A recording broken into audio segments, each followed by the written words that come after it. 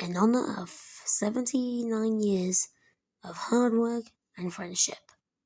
Thomas and Friends, the Railway Series, The Three Railway Engines, by the Reverend W. Audrey. Illustrations by William Middleton, narrated by Jid Menz. Edward's Day Out. Once upon a time, there was a little engine called Edward. He lived in a shed with 5 other engines. They were all bigger than Edward and boasted about it. "The driver won't choose you again," they said. "He wants big, strong engines like us." Edward had them in that out for a long time, and he began to feel sad. Just then, the driver and fireman came along to start work. The driver looked at Edward. "Why are you sad?" he asked. "Would you like to come out today?" "Oh, yes, please," said Edward. So the fireman lit his fire and made a nice lot of steam. Then the driver pulled the lever, and Edward puffed off. "Peep, peep, look at me now," he said.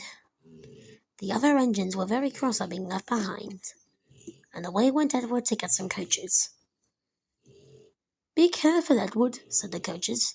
"Don't bump and bang us like the other engines do." So Edward came up to the coaches, very, very gently, and the shunter fastened the coupling. "Thank you, Edward," said the coaches. "That was kind. We're glad you're taking us today." Then they pulled into the station where the people were waiting.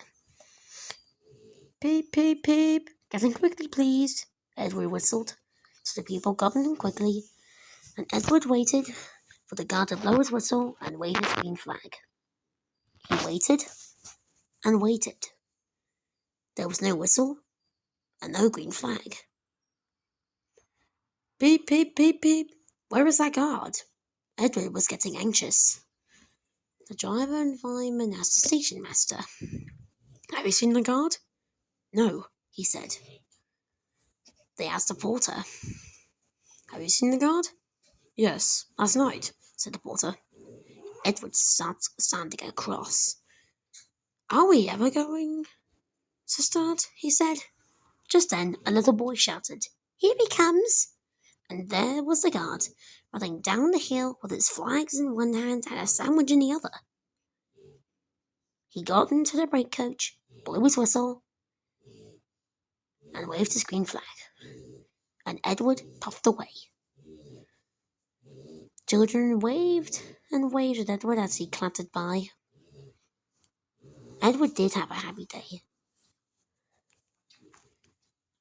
Not only did children wave at him as he puffed by, but he even met some old friends at all the stations. And the driver and fireman were so pleased with him that they promised to let him out the next day. "I'm going out again tomorrow," he told the other engines that night in the sheds. "What do you think of that?" But you didn't hear what they thought, because he was so tired and happy, he fell asleep at once. Story 2. Edward and Gordon. One of the engines in Edward's shed was called Gordon. He was very big and very proud. "You watch me this afternoon, Sir Edward," he boasted, "as I rush through with the express. That will be a splendid sight for you." Just then, his driver pulled the lever. "Goodbye, little Edward," said Gordon as he puffed away. "Look out for me this afternoon." Edward went off too to do some shunting. Edward liked shunting. It was fun playing with the trucks. He would come up quietly and give them a pull. "Oh, oh, oh, oh!" screamed the trucks. "Whatever is happening?" Then he would stop, and the silly trucks would go bumping into each other. "Oh, oh, oh!" they cried again. Edward pushed them until they were running nicely, and when they were least expecting it, he would stop, and one of them would be sure to run onto another line. Edward played until there were no more trucks. Then he stopped to rest. Presently he heard a whistle. There was Gordon, puffing along very slowly and very crossly. Instead of nice shining coaches, he was pulling a lot of very dirty coal trucks. "A goods train, a goods train, a goods train," he grumbled. "The shame of it, the shame of it, oh, the shame of it." Edward laughed and went to find some more trucks. But that didn't last long. Gordon can't get up the hill, said the porter later on that day. Can you get Edward to push him up, please? Of course, said the driver. Edward puffed away to the big hill on the main line. There was Gordon, up the hill, looking very cross. His driving fireman was scolding him severely. You're not trying, they told him. I can't do it, said Gordon. Those noisy trucks hold an engine back so. If there were coaches now, clean, sensible things that would come quietly, that would be different. Edward arrived at the bottom of the hill. Beep, beep, beep. I've come to push, he said. Pah, no use at all, said Gordon. You wait and see, said Edward's driver. Edward hooked up to the brake van and was ready to push. Peep, peep, I'm ready, said Edward. Poop, poop, no good, grumbled Gordon. And both engines started their trek up the hill. I can't do it, I can't do it, I can't do it, puffed Gordon. I will do it, I will do it, I will do it, puffed Edward. I can't do it, I will do it, I can't do it, I will do it, they puffed together. Edward puffed and panted until his cheeks were as red as the sun. And before he knew what happened next, Gordon found himself at the top of the hill. I've done it, I've done it, I've done it, he said proudly. He raced down the hill without even saying thank you to Edward. By the time Edward got up to the top of the hill, he was tired. And before he knew it, he felt the slacken on his buffers. Gordon raced down the hill at rocket speed. Edward tried to catch up, but he just couldn't. The guard waved and waved, but it was no good. When Edward got down to the bottom of the hill, the driver and fireman were pleased with him. You did well today, Edward, said the fireman. We made a right choice letting you out yesterday. Thank you, said Edward, as he filled up with water. The driver told him this. I will get out my paint tomorrow, and we'll give you a lovely new coat of blue with yellow stripes. Then you'll be the smartest engine in the shed. Edward couldn't have felt prouder. Story 3. The Sad Story of Henry. Once an engine attached to a train was afraid of a couple drops of rain. He puffed into a tunnel and squeaked through his funnel and didn't come out again. The engine's name was Henry. He worked on the same line as Edward and Gordon. Our story probably starts when the driver and fireman tried to get him out the tunnel. I'm not going to spoil my lovely green paint and red stripes for your own sake, Henry grumbled. The guard blew his whistle till he had no more breath and waved both his fives till his arms ached, but Henry didn't budge an inch. If I come out of here, the rain will spoil my lovely green paint and red stripes. And Gordon and Edward would never let me hear the end of it. The passengers were getting cross. They stormed out the coaches, demanding Henry to move. But Henry, being a bit stubborn, refused to budge an inch. A passenger on his train was the fat director. He was the man in charge on the Northwestern Railway. They had an idea to get Henry out. They got a long rope and hooked up to Henry. Now, Henry, said the fat director, we will pull you out of the tunnel if you refuse to come out. But all Henry did was just reach steam at him and make him wet.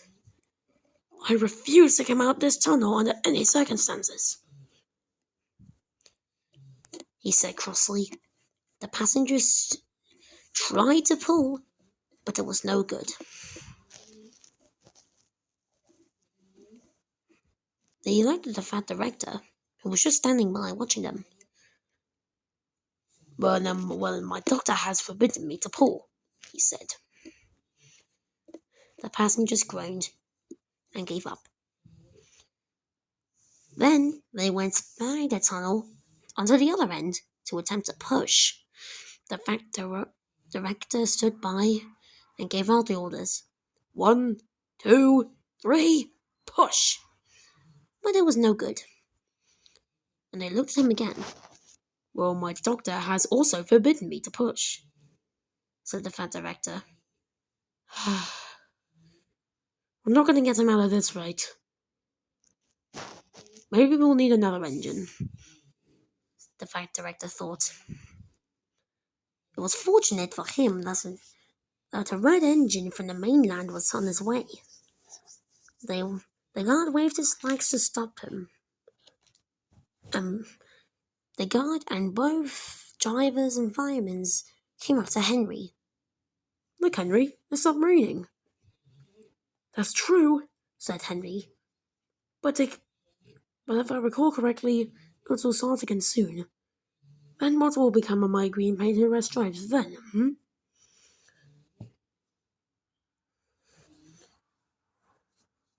The red engine puffed up behind Henry and pushed and puffed and puffed and pushed as hard as he could.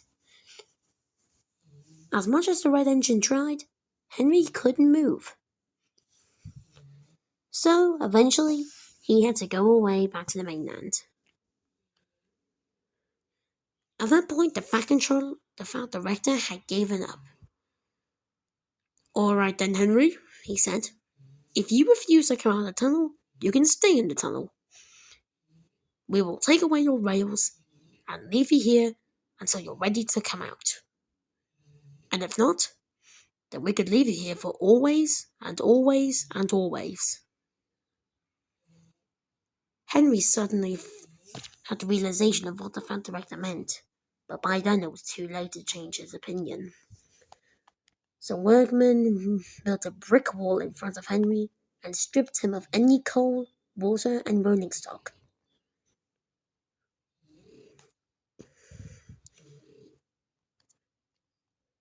The wheels were pulled up and a buffer was put in front.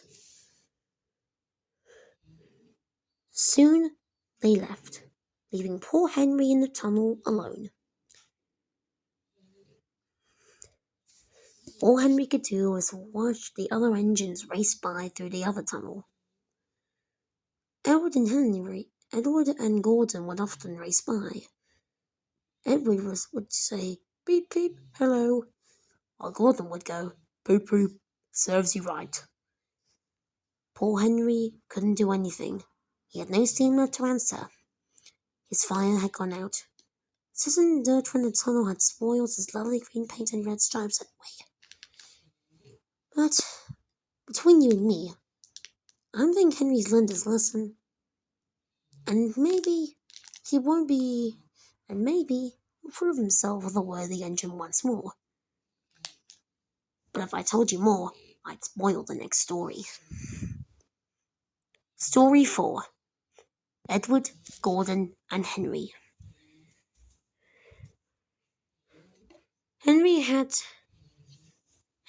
been a very silly engine and refused to come out the tunnel, and thus was bricked up and there as a punishment. He felt like a silly engine. Wanting to come out and pull trains was no longer an option for him. Without any driver or fireman, he couldn't move an inch. And he just have to watch Edward and Gordon and other engines race by him through the other end of the tunnel.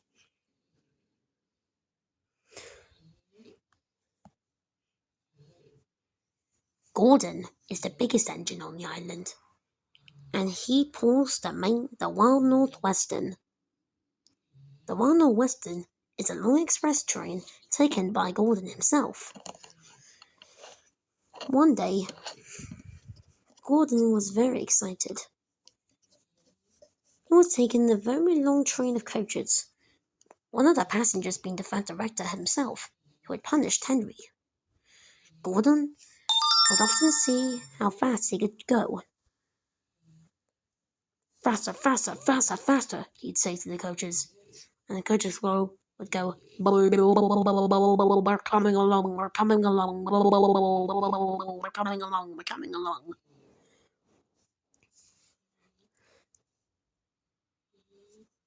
That very day, the fat director was on the express. Gordon had an idea.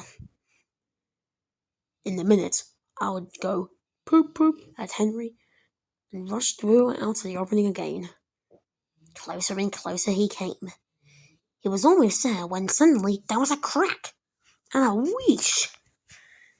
Gordon came to a stop outside the tunnel, finding himself going slower and slower until he was outside the tunnel, wishing steam from where his safety valve used to be. Oh, what's happened to me? He groaned. Oh, I feel so weak. You've burst your safety valve, said the driver. Now you can't pull the train anymore. Oh, bother, said Gordon. You were doing so nicely, too. And there's Henry laughing at me. Just what I needed. Gordon reached steam crossly at Henry. Shut up. Before Gordon could say anything else, the fat director walked up to him. What's happened here? He said. Gordon was trying to see if he could give Henry a surprise, but all he's done is cracked his safety valve, said the crew. I've never liked these big engines. It's always coming wrong. Send for another engine pronto. The only other engine in the yard was Edward. The workman came. One of the shunters came up to him. Gordon's cracked his safety valve outside the tunnel. Will you be able to take the express for him? I'll try, said Edward. Edward soon arrived and was ready to start. Puh, said Gordon. It's no use. Edward can't pull the whole train alone. Edward tried and tried to pull the train, but there was just too many coaches. I told you so, said Gordon. Why not let Henry try? Just a thought. Not a bad idea, Gordon. But it depends. The fat director walked up to Henry. Henry, he said, if you will help Edward take the express from here to the end station at the end of the main line and come back to work, I might be generous enough to lift your restrictions from staying in this tunnel. Henry was delighted. Oh, thank you, sir. Gordon's driver and fireman got Henry steamed up again, and for the first time in a good while, Henry felt energy once more. The bricklayers came down to take away the wall, and Henry puffed out, covered in grime and cobwebs. Oh, I feel so stiff, he groaned. Take a run to eat joints, said the fat director, and if you can, get the turntable. Soon Henry was cleaned up, and soon Huey and Edward were ready. I'm ready, said Edward. So am I, said Henry back. Both engines started to pull. Pull hard, said Henry. We'll do it, puffed Edward. Pull hard, we'll do it, pull hard, we'll do it, they puffed together, just like how Gordon and Edward reacted puffing up the hill all those weeks ago. And before Edward and Henry knew it, the train was going at rocket speed, leaving Gordon in the dust. Oh, the indignity, thought Gordon. We've done it together, said Henry and Edward. "Hooray, you've done it! Hooray, you've done it! Hooray, you've done it!" called the coaches. And the passengers cheered for the two engines. The fact director poked his head out the window to wave at Henry and Edward, but the train was going so fast that his hat flew off his head and into a field where a goat ate it for tea. The passengers found that pretty funny. So did Henry and Edward. Soon they arrived at the top station at the end of the line, and the passengers swarmed out and thanked Henry. And so did the fat director. "Even though I may be a hatless controller," he said, "I'm proud of what you've done, Henry. I have a reward for you when you come back to the sheds." "Welcome back, Henry." The passengers cheered and thanked Henry, and they went home. At the end of the day, the fat director came to the shed where Henry was, along with Gordon and Edward. "Now, Henry, after proving yourself a useful engine once again, I feel like you're deserving of a new coat of paint." "Oh, thank you, sir. Can I have blue with yellow stripes? Then I can be just like Edward and Gordon." "Then blue and yellow shall be," laughed the fat director. Soon Henry was repainted into blue and yellow, just like Gordon and Edward, and he felt that he had proved once again he was a really useful engine. After Henry's ordeal, the island saw towards the needing of a new tank engine, and one soon arrived. But I think you know his stories already, don't you? The end. Happy 79th anniversary, the Railway series, and thank you, Wilbert and Christopher Audrey. Goodbye. Have a good day.